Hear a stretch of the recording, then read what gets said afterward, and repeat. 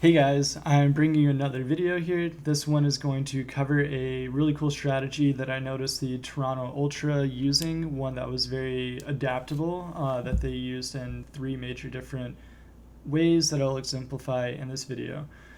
You guys can probably notice how we are again looking at search and destroy, and this one's between Toronto Ultra and Atlanta FaZe. It's not just between those two teams. It's just to show the strategy that the Ultra used across CDL Toronto. The strategy is one that I'm coining the triple layer dip because it exemplifies how the team spreads themselves out offensively across the map, which is having Bant's Classic and Kleenex all kind of being the spear point on an offensive push, with Methods picking up that mid map and then Cammy playing deep in order to catch any flanks and to literally cover that middle lane for the team, thus creating a three layer deep offensive push. And then the reason the dip comes into play is because if the team spots anybody, they will sit there and slow that play down, or if any of them get first blooded, they reset the play and reapproach the map that way. The other funny part to me is that Methods or Zenny is a chef or a cook in the community. He likes to cook food, and so it just kind of adds more to it. I don't know if it's his strategy or not, but it humors me to think of it that way. So with that being said, we'll jump right into the first example, which is just going to be how Toronto Ultra pushes down mid street to get into that B-bomb site with a lot of aggression, and in this clip it catches FaZe off guard. Guys, in this example we can see the play being set up as the team pushes towards this mid-map.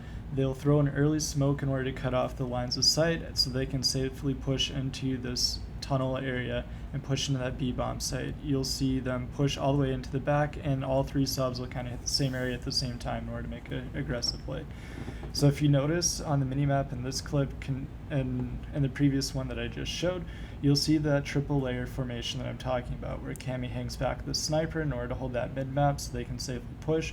Methods goes into top kitchen in order to hold the counter crossfire for the team as they push across this mid-map area, and everybody else queues in and aggresses once that smoke's out. This really catches FaZe off guard, and they don't really expect it, and they catch easy kills onto FaZe here and throw the FaZe team off because they do not predict the aggression at all. And they capitalize on this in order to get the kill advantage, slay out the players, sniff them out, and then get this bomb site in their control and force FaZe to cross the map into the lines of sight of their AR and sniper, which works in their favor. So they just clean up the kills here. Hey guys, welcome back. So that's that first example in the books. As you guys saw with that one, how the Toronto Ultra managed to set up that three-layer offensive push and make it really work for them.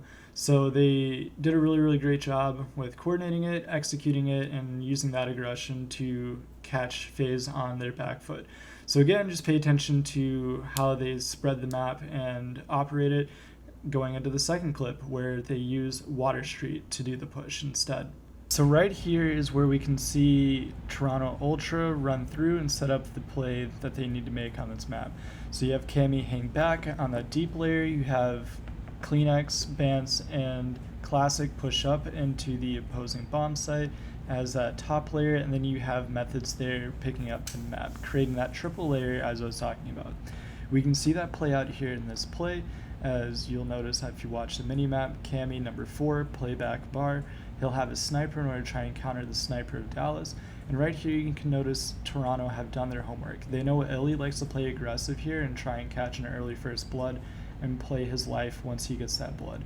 So the team sit there and smoke in order to create confusion and try and feel out where Illy is, and that's why they 3-stack down here.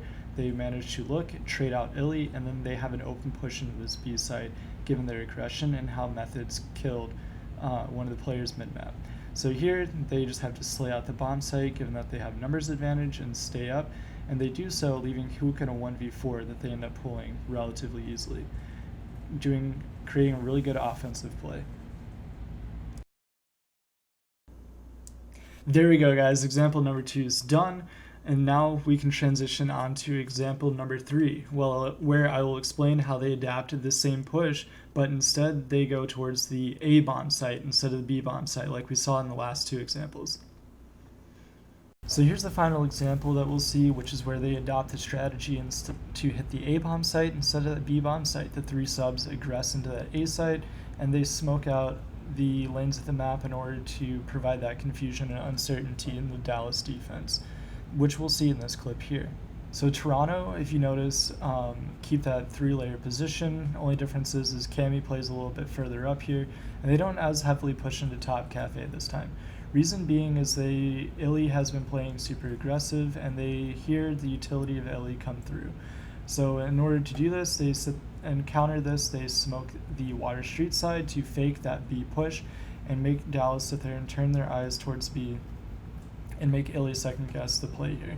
And in doing so, they then push down mid-street after that smoke goes down and make that push towards A that we see happening right now. So Kleenex pushes in, gets that A creates aggression, whereas the other 2 come in behind, trade out the person under dark arches, trade out the bomb site. They work on getting that bomb down, and then they leave Clayster in a 1v4 scenario where Clayster has to transition into that bomb site. And again, Cammy finds him given his positioning on the map. You guys like that? That was the last one I had lined up to you. There are a couple of other examples that I could bring up, but I feel as if they can all fall within the general category that we've seen in the ones exemplified here already. So if you want to see those, you're free to go back into any one of these matches, which is the Toronto Ultra versus Dallas or Toronto Ultra versus FaZe at CDL Toronto, where they won that home series. So you can use what I taught you here in order to go back and look at those series and try and see any sort of other deviations. If you notice them, let me know in the comments. It's really, really cool to share this information, kind of explain this and break this down for you guys. If you want to see more, be sure to drop a like on the video. If you want updates on when I upload more videos, just go ahead and subscribe down below. You can also follow me on Twitter at Scaro. I'll try and edit that well, but we'll see how it turns out. So yeah, you can find me on there. I really appreciate you guys for making it this far in the video. One last point I would like to highlight is you can also go back and see where the strategy didn't entirely work out for Toronto, and that's just because if they don't get that push off very, very well, they transition from the one side to the other, and a lot of teams are really, really good at catching the other teams on their back foot on that rotation, catching them out, which happens to Toronto pretty frequently. So if you pay attention to the videos, you can see some of those. So again, just like, comment, subscribe, whatever you want to do. You don't have to, but I'm not going to stop you. So thank you again for watching the video, and I hope you have a great day, and I will catch you again soon. Bye.